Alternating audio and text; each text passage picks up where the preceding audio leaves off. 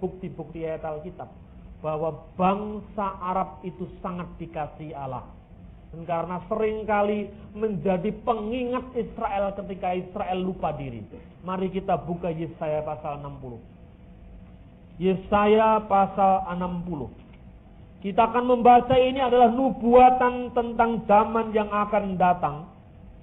Kita akan membaca pada ayat yang ke-5, ke-6, dan ke-7. Pada waktu itu engkau akan heran melihat dan berseri-seri. Engkau akan tercengang dan akan berbesar hati. Sebab kelimpahan dari seberang laut akan beralih kepadamu. Dan kekayaan bangsa-bangsa akan datang kepadamu. Sejumlah besar unta yang menutupi daerahmu. Unta-unta muda dari Midian dan dari Eva. Mereka semua akan datang dari Seba. Akan membawa emas dan kemenyan. Serta memberitakan perbuatan masyhur Tuhan. Segala kambing domba Kedar akan berhimpun kepadamu. Domba-domba jantan Nebayot akan tersedia untuk ibadahmu. Semuanya akan dipersembahkan di atas mezbahku sebagai korban yang berkenan kepadaku. Dan aku akan menyemarakkan rumah keagunganku. Saudara tahu siapa Midian? Musa memperoleh mertua suku Midian yang namanya Yetro di bawah kaki gunung Sinai. Midian itu adalah suku Arab. Saudara tahu siapa Eva? Eva itu adalah suku Arab. Saudara tahu siapakah itu Kedar? Kedar dan Nebayot itu adalah anak-anak Ismail. Dan pada ini judul yang diberikan Alkitab, kemuliaan Sion yang akan datang. Ketika sang benih yang lahir dari keturunan Ishak nanti, sang juru selamat, yaitu Tuhan Yesus, yang akan lahir dari benih Ishak itu lahir. Ketika itu, bangsa Arab akan mempersembahkan untuk kemuliaan Sion, kemuliaan Kristus, kemuliaan Allah, Mesias yang akan datang. Lalu ada posisi khusus bagi bangsa Arab di sini karena dia ini sepupunya Ishak. Gitu. Ini sepupu, bangsa Arab itu sepupu kita. Saudara umat Islam itu sepupu kita. Dia akan merayakan kedatangan Kristus, akan membawa anak unta muda, akan membawa kambing, akan membawa persembahan domba jantan, lalu akan membawa emas dan kemenyan. Siapakah orang-orang Majus itu sebenarnya? Para bapak gereja masih berselisih pendapat tentang orang Majus. Biasanya di sekolah-sekolah minggu kita gambarkan orang Majus itu adalah orang Persia.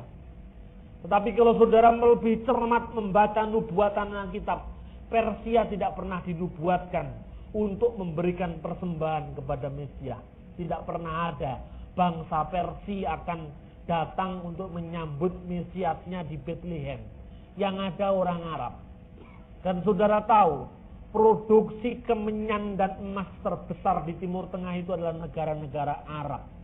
Karena itu, Justinus Martir itu adalah bapak gereja dari abad kedua Masehi.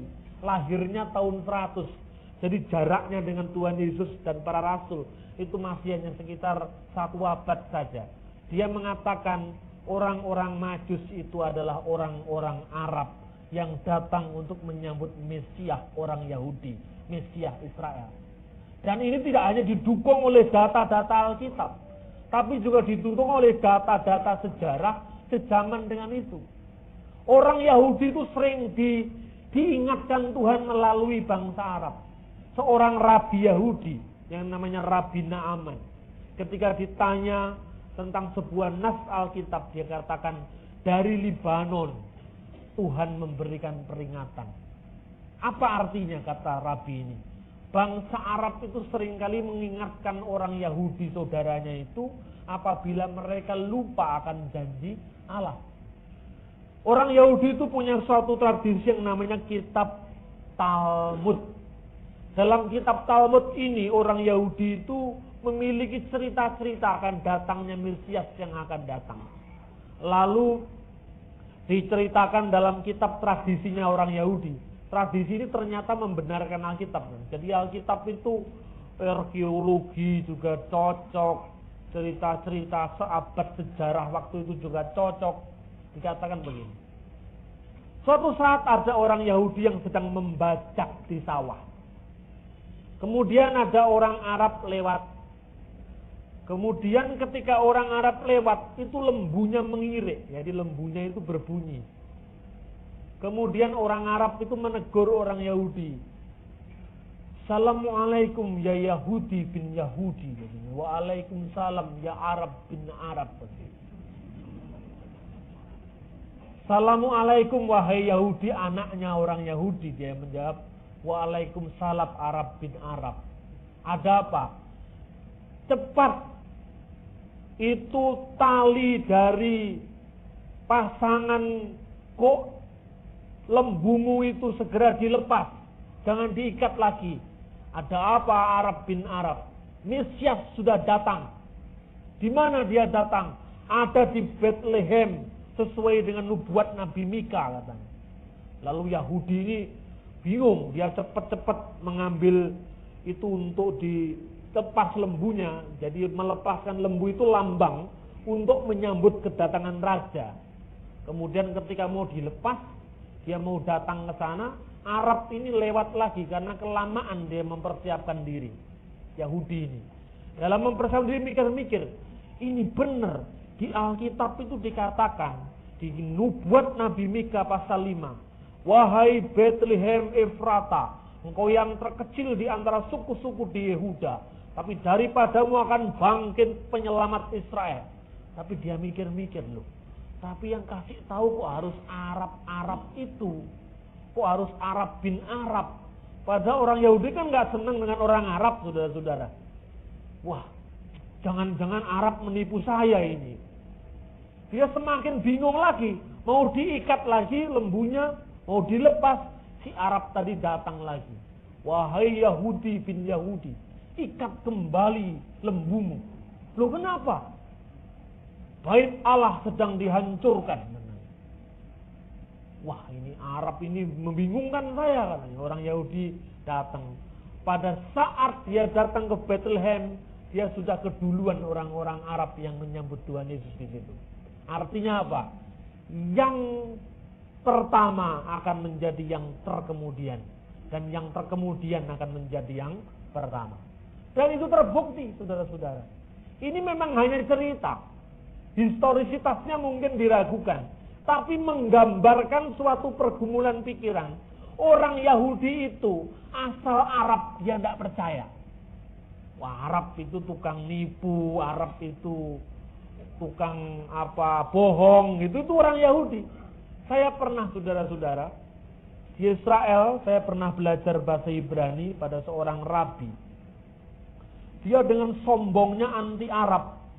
Dia cerita kepada saya begini, Mr. Nur, Anda tahu apa bedanya orang Arab dengan keledai? Saya pikir apa? Saya diem aja. Terus dia mengatakan, ya sama-sama, tidak ada. Kenapa? Orang Arab dengan keledai itu sama-sama tidak punya otak. Ini orang Yahudi yang mengatakan, waduh, saya juga sebetulnya tersinggung, saudara-saudara. Karena apa? Sebenarnya di Yahudi itu ada kata-kata ini, Hamor nosesefarim, keledai yang memikul kitab tebal. Keledai ini lambangnya orang Yahudi sendiri sebetulnya. Saya balas gitu, nanti saya tidak boleh belajar, ya saya diem saja. Tapi saya simpan dalam hati, Yahudi kok sombongnya seperti ini. Ketika Yahudi sombong-sombong seperti itu, coba lihat. Ketika peristiwa Pentakosta, Roh Kudus turun, dan di situ Roh Kudus menjamah banyak bangsa-bangsa. Bangsa apa yang salah satunya hadir di situ? Bangsa Arab. Sementara orang Yahudi karena nggak percaya dengan Kristus, dia malah menyalibkan juru selamatnya. Dia ketinggalan dari orang Yahudi. Allah tidak menerimakan itu. Orang Yahudi dihukum oleh Allah.